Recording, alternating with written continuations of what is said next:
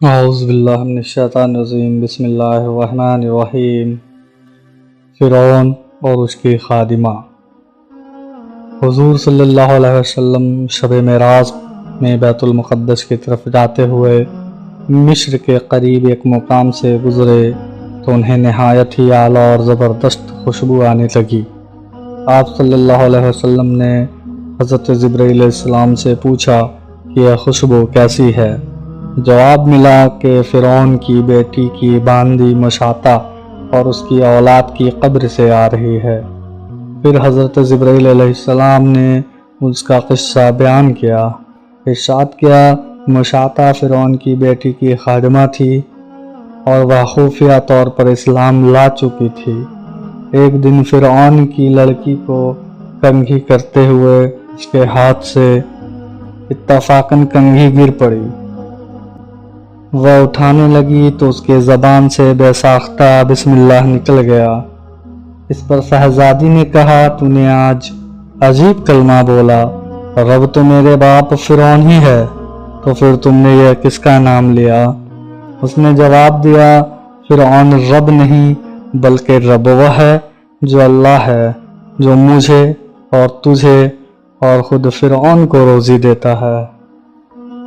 شہزادی نے پوچھا، میرے باپ کے سوا کسی اور کو اپنا رب مانتی ہے؟ اس نے جواب دیا، ہاں، میں تیرا اور تیرے باپ سب کا رب اللہ تعالی ہی ہے۔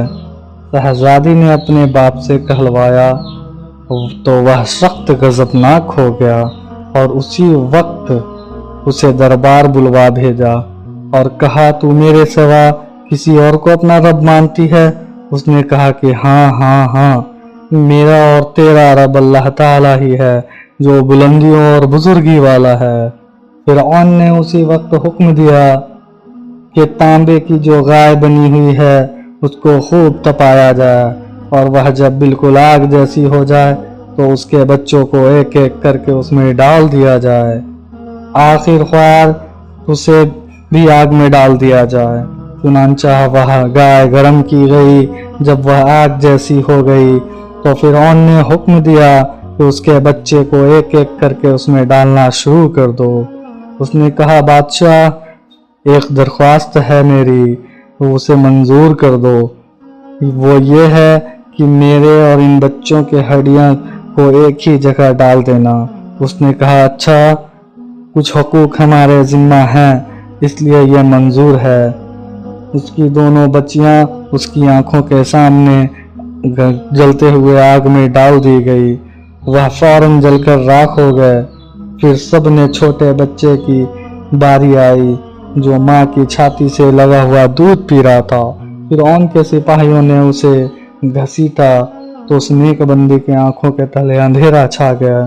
اللہ تعالیٰ نے اسی وقت اس بچے کو زبان دے دی اور اس نے بآواز بلند ہو کر کہا، اماں جان، افسوس نہ کر، ماں جان، ذرا بھی درپیش نہ کرو، حق پر جان دینا ہی سب سے بڑی نیکی ہے۔